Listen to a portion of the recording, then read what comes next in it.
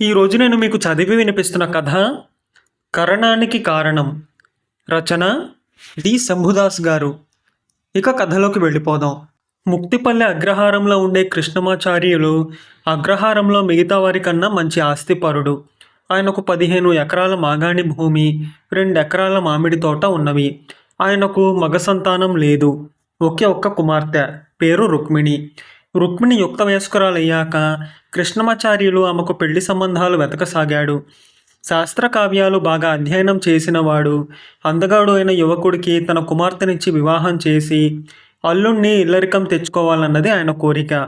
అయితే కృష్ణమాచార్యులు కోరుకున్న విధంగా అన్నిటా యోగ్యులైన యువకులు 2-3 ఉన్నారు, కానీ వాళ్లలో ఏ ఒక్కరూ ఇల్లరికం రావడానికి ఒప్పుకోలేదు. ఈ పరిస్థితుల్లో తల్లితో పాటు శ్రీపుర అగ్రహారానికి బంధువుల పెళ్లికి వెళ్ళిన రుక్మిణికి పెళ్లిలో తల్లి తరపు కాస్త దూరపు బంధువు అయిన శ్రీకాంతుడనే యువకుడితో పరిచయమైంది.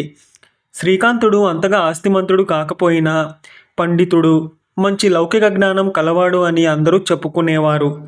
రుక్మిణికి శ్రీకాంతుడిపై మనసు కలిగిందని గ్రహించిన ఆమె తల్లి మొదట ఇందుకు చాలా సంతోషించిన భర్త ఇల్లరికపు నియమం గుర్తుకు వచ్చి నిరాశపడింది.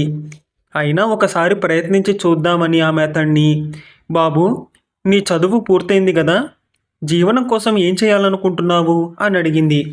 దానికి శ్రీకాంతుడు వెంటనే, నాకు మా నాన్న వదిలిపోయిన 2 ఎకరాల పొలం ఉన్నది, దాని మీద వచ్చే ఆదాయంతో పాటు మరికొంత ఆదాయం అవసరం. ఇక్కడ అందరూ నన్ను ఏదైనా గురుకులం ప్రారంభించమని అంటున్నారు, ఆ పని చెయ్యబోతున్నాను అన్నాడు. ఈ జవాబు విని రుక్మిణి తల్లి చిన్నగా నిట్టూర్చి, నేను నీకు కాస్త దూరపు బంధువునని తెలుసు కదా, బంధుత్వం బంధుత్వమే, దానికి దగ్గర దూరం అన్న ప్రసక్తి ఉండకూడదు. మా వారు అంగీకరిస్తే నిన్ను అల్లుణ్ణి చేసుకోవాలని ఉన్నది. మా అమ్మాయి రుక్మిణిని చూసావు కదా అని అడిగింది. శ్రీకాంతుడు చిన్నగా నవ్వి, రుక్మిణిని చూడకేం, చూశాను. ఆమె తండ్రి గారు గొప్ప స్థితిమంతులు, వారికి ఇల్లరికం రాగల అల్లుడు కావాలి. మీరు బంధువులు గనక అటువంటి వాడు ఎక్కడైనా దొరుకుతాడేమో నేను ప్రయత్నించి చూస్తాను అన్నాడు. ఇది జరిగిన 4 రోజులకు భార్య పట్టుదలతో పాటు రుక్మిణి తను శ్రీకాంతుడిని తప్ప వివాహం ఆడనడంతో చేసేది లేక కృష్ణమాచార్యులు శ్రీకాంతుడితో రుక్మిణి వివాహం వైభవంగా జరిపించాడు. అయితే ఆయనలో ఇల్లరికానికి అంగీకరించని అల్లుణ్ణి నలుగురిలో ఏదో విధంగా కించపరచాలన్న కోపం రగులుతూనే ఉన్నది. పెళ్ళైన 4 నెలల తర్వాత దీపావళి పండగకు శ్రీకాంతుడు భార్యతో పాటు అత్తవారింటికి వచ్చాడు. ఒకనాటి సాయంకాలం దేవాలయ మండపంలో కొందరు పిచ్చాపాటి మాట్లాడుకుంటున్నారు. వాళ్లలో కృష్ణమాచార్యులు కూడా ఉన్నాడు. ఆ సమయంలో శ్రీకాంతుడు అక్కడికి వచ్చాడు. కృష్ణమాచార్యులు అక్కడున్న వాళ్లకు తన అల్లుణ్ణి చూపుతూ, మా అల్లుడు మంచి విద్యావంతుడని, వివేకి అని అంటుంటారు. అయితే ఆ సంగతి నేను అరగను. ఇప్పుడు మీతో పాటు నేను ఆ సంగతి తెలుసుకోవాలనుకుంటున్నాను అని శ్రీకాంతుణ్ణి, నువ్వు గొప్ప విద్యావంతుడివని అందరికీ తెలుసు. చిన్న ప్రశ్న, ఒక్కొక్కసారి కొంగలు గుంపులు గుంపులుగా ఆకాశంలో ఎగురుతూ శ్రావ్యంగా అరుస్తుంటాయి, ఎందువల్ల అన్నాడు. అది వాటికి ప్రకృతి ప్రసాదించింది అన్నాడు శ్రీకాంతుడు. వసంత ఋతువులో వేప చింత చెట్లు చిగర్చడానికి కారణం ఏమిటి అన్నాడు కృష్ణమాచార్యులు. అది ప్రకృతి ప్రసాదితమే అన్నాడు శ్రీకాంతుడు. దారి వెంట అటు ఇటు ఉండే చెట్ల బోదెలకు కణితల్లాగా ఇంతింత బొడిపెలుంటాయి, దానికి కారణం ఏమై ఉంటుంది అని అడిగాడు కృష్ణమాచార్యులు. ఆ కణితలు ప్రకృతి కారణంగా ఏర్పడినవే అన్నాడు శ్రీకాంతుడు. ఆ జవాబుకు కృష్ణమాచార్యులు నవ్వి, అంతగా విద్యాగంధం లేనివాడు కూడా నా ప్రశ్నలకు సరైన జవాబులు చెప్పగలడు. నువ్వు చెప్పలేకపోవడం ఆశ్చర్యంగా ఉంది. కొంగలు శ్రావ్యంగా అరవడానికి కారణం వాటికున్న పొడవాటి మెడలు.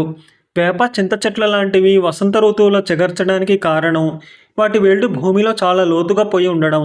దారి పక్కన ఉండే చెట్ల బోదెలకు లోతైన ఘాట్లు, కణితల్లాంటివి ఉండడానికి కారణం పశువులు కొమ్ములతో వాటి బోదెలను తాటిస్తూ ఉండడం.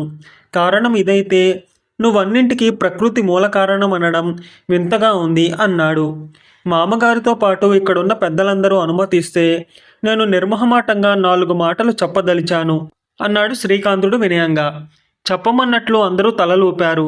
అప్పుడు శ్రీకాంతుడు, కప్పలు బెకబెకలాడడం వాటికి పొడవాటి మెడలుండడమా, వెదురు చెట్లు వసంతంలో చిగర్చడానికి కారణం వాటి వేళ్ళు భూమిలో చాలా దూరం వ్యాపించి ఉండడమా, మామగారు క్షమిస్తే వారి మెడ మీద అంత పెద్ద కణితికి కారణం చతుష్పాదుల కొమ్ముల అన్నాడు. ఇది విని అందరూ పెద్దగా నవ్వారు. కృష్ణమాచార్యులు తల వంచుకున్నాడు. ఈ కథ ఇంతటితో సమాప్తం. మీకు కనుక ఈ కథ నచ్చితే లైక్ చేయండి, మీకు తెలిసిన వారికి షేర్ చేయండి, మీ విలువైన అభిప్రాయాన్ని తప్పకుండా కామెంట్ చేయండి. నా ఛానల్ని సబ్స్క్రైబ్ చేసుకోండి, పక్కనున్న బెల్ బటన్ని యాక్టివేట్ చేసుకోండి. నేను పెట్టే కొత్త వీడియోస్ మీకు నోటిఫికేషన్ రూపంలో వస్తాయి.